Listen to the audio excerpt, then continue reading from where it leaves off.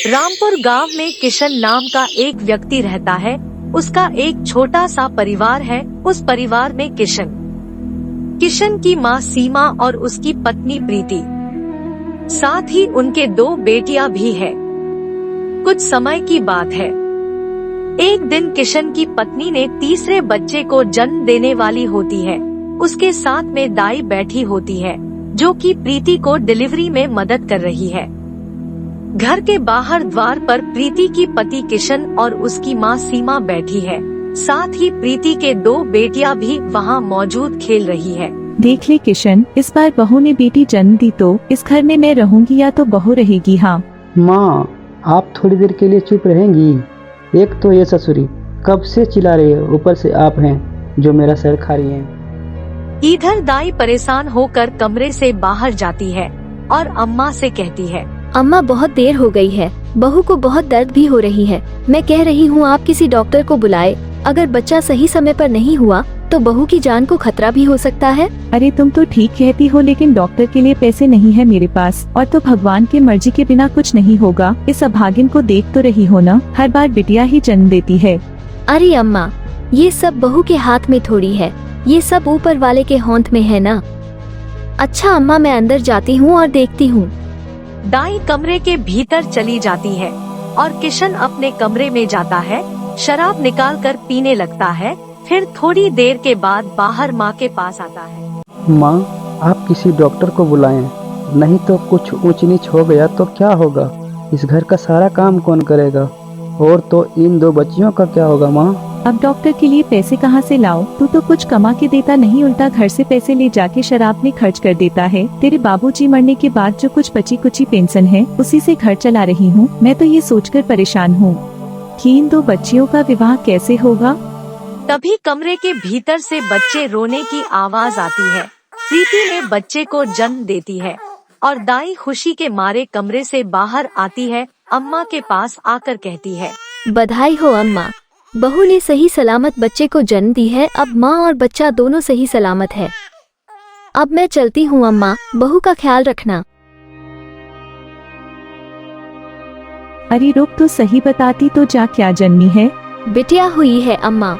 अब मैं चलती हूँ। दाई चली जाती है और सीमा हक्की बक्की बनी एक नजर दाई की ओर देखती रह जाती है। किशन जमीन पर बैठे बैठे सो जाता है। तभी सीमा किशन को जगाती है। अरे वो किशन, अरे उठना, हमारी किस्मत फूट गई। अब क्या होगा? फिर से बेटी जन्मी है। माँ की आवाज सुनकर किशन घबरा जाता है। क्या हुआ माँ, क्यों शोर मचा रही हो? सब सही सलामत तो है ना? अरे क्या सही सलामत रहेगा, हमें जीते जी मार दी। उसने फिर से बेटी जन्म दी है। किशन इतना सुनकर चुपचाप घर से बाहर चला जाता है और नदी के किनारे चिंतित बैठकर अपने बेटियों के बारे में सोचने लगता है। तभी वहाँ से गांव के मास्टर जी साइकिल से गुजर रहे थे। अचानक मास्टर जी का ध्यान किशन पर पड़ता है। अरे किशन, तुम यहाँ क्या कर रहे हो? क्या हुआ? सब ठीक तो है ना? तुम इतना चिंतित क्यों हो? और तुम्हारी बच्चियाँ अभी कुछ दिनों से स्कूल नहीं आ रही है। मास्टर जी, क्या बताऊं, मेरे पास फीस के लिए पैसे नहीं हैं और ऊपर से मेरी पत्नी ने एक और बच्ची को जन्म दी है। तुमसे फीस कौन मांग रहा है? तुम बच्चियों को स्कूल तो भेजो। अरे किशन, तुमने सुबह सुबह शराब पी रखी है? जी मास्टर जी, आज मैं बहुत टेंशन में हूँ, इसलिए आज थोड़ी सी शराब पी लिया है।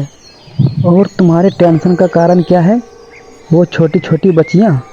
देखो किशन, इस संसार को सिर्फ 2 लोग चला रहे हैं, पहला पुरुष और दूसरा महिला। इन दोनों में से अगर कोई एक ना रहे तो ये संसार नहीं चल सकता। और यही जीवन चक्र है। मैं और तुम और सभी लोग इसी जीवन चक्र से है। अगर किसी के घर में एक लड़का जन्म लेता है तो किसी ना किसी के घर में एक लड़की भी तो जन्म लेगी ना। हमारी माँ, हमारी बहन, हमारी पत्नी, हमारी बच्ची सब इसी जीवन चक्र की देन है। और इस जीवन चक्र को हमने नहीं, स्वयं ईश्वर ने बनाया है।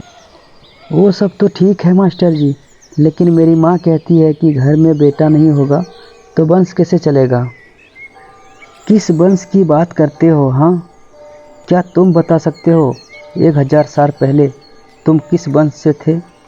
शायद नहीं बता सकते।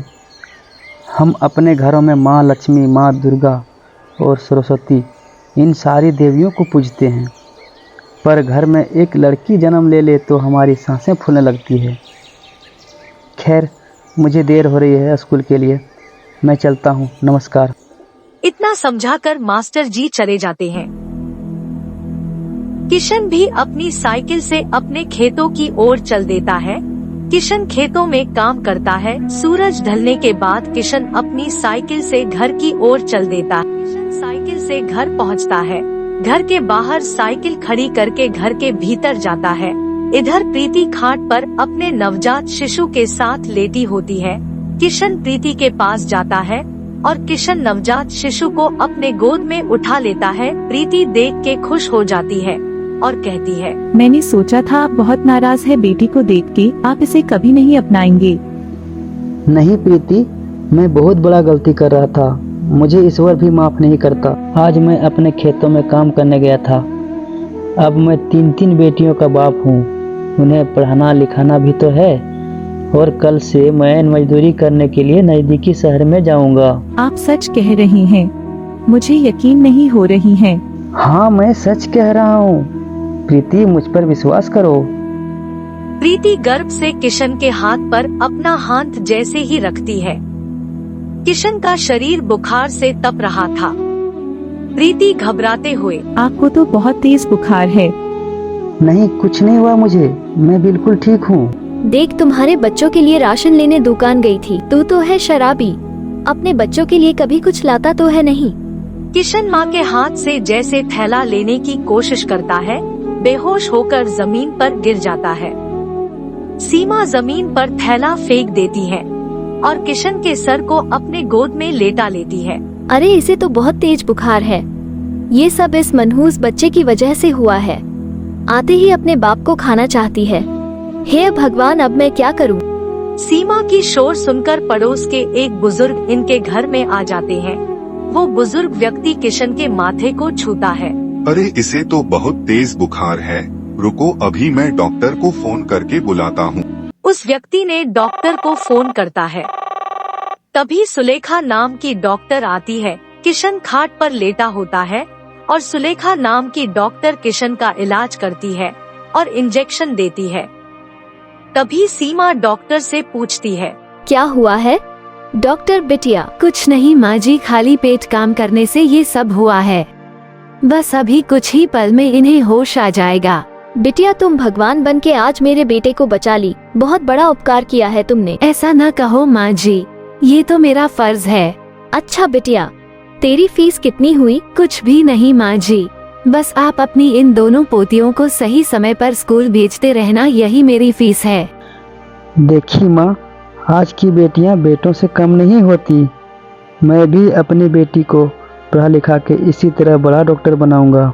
मुझे माफ कर दे बेटा, मैं ही अंधी बन गई थी। आज मुझे भी समझ में आया कि बेटियां किसी से कम नहीं होती। माँ जी, ये बेटियां मेरी ही है और मैं चाहता हूँ मेरे जैसा ही आप सभी की बेटियां पढ़े और आगे बढ़े। दोनों बच्चियां को देख सभी के चेहरे पर मुस्कान होती